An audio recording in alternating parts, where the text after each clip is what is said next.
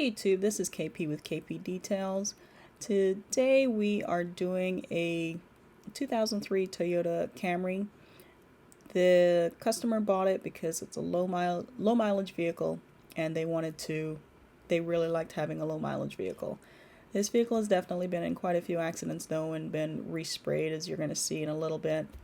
I did this a little bit out of sequence. I washed the front tire, passenger side tires, front and back first, and then actually did the walk around.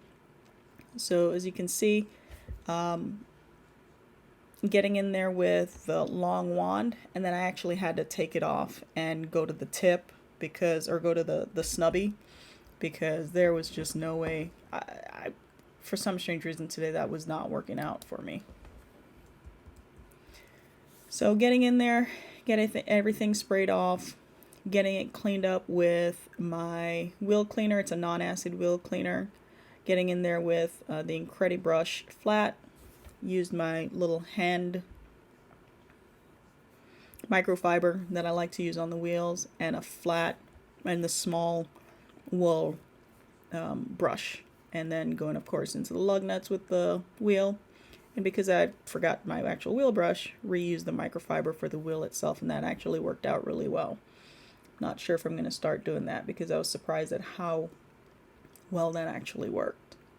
So here we're doing our walk around the car.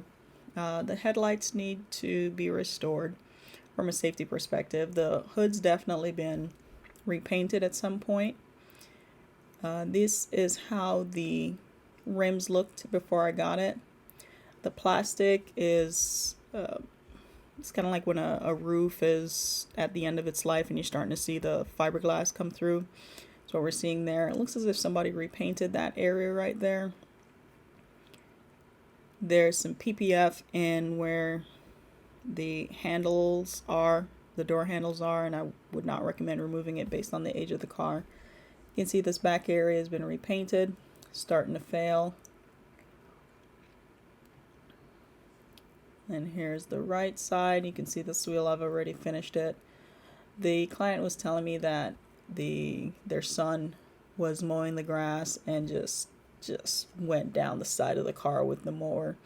So they did put some touch-up paint in there just as a stopgap to hopefully it wouldn't rust.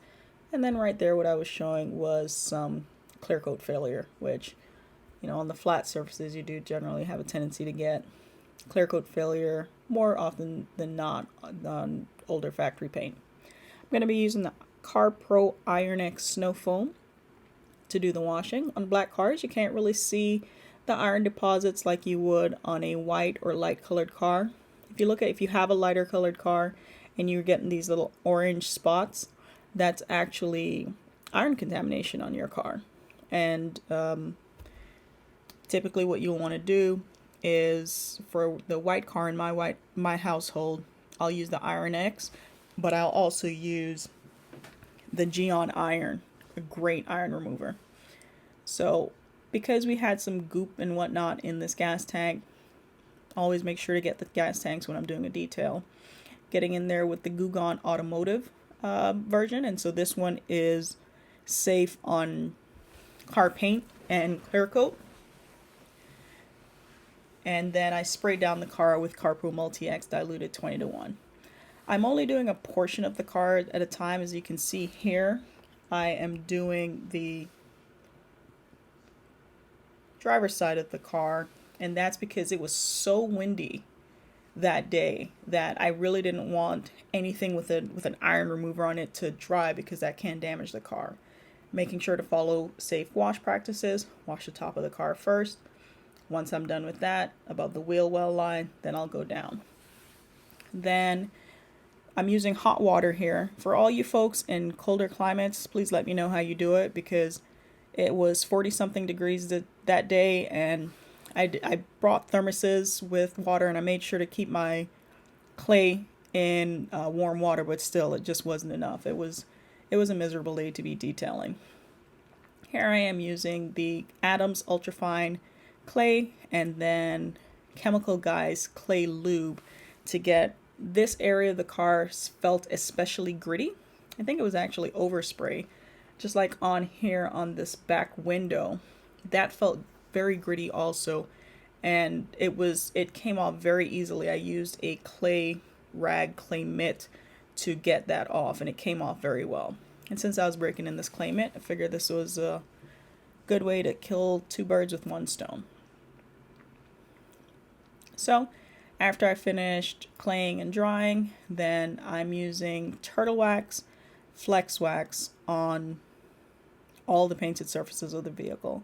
Used it on the painted surfaces, and I also used it on the glass. It's a very, does not streak when you're putting it on glass, but make sure that you're spraying it into the rag and not onto the surface, because you can get some like leftover, I'm not even sure what to call it. It just looks kind of like oil stains on the car. So just make sure to spray it very close into a damp rag, and then I dry it with a second rag. I also make sure that on all my details that I do the car, the door jambs, because I cleaned them out when I was going around with the ONR and a rag, and then now I am wiping it out, and then also making sure that it is waxed, and so it's protected for the future. And also just waxing it keeps it cleaner. It doesn't attract dirt as much. Remember I was telling you that it was windy, and so that's why I did the Iron X snow the way that I did? Listen to how windy it is that day.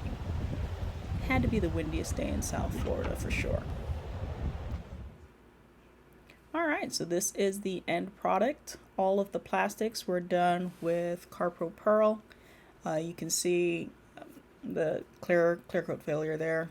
I did not do a machine wax. I made sure to just do a hand wax on this.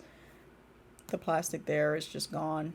The wheels, however, came out really good, even though they have some clear coat failure on them. Where the gas can is, it's going to take a couple more tries before I can get that as clean as I'd like to get it, or else it's probably a good 20-minute session just on them.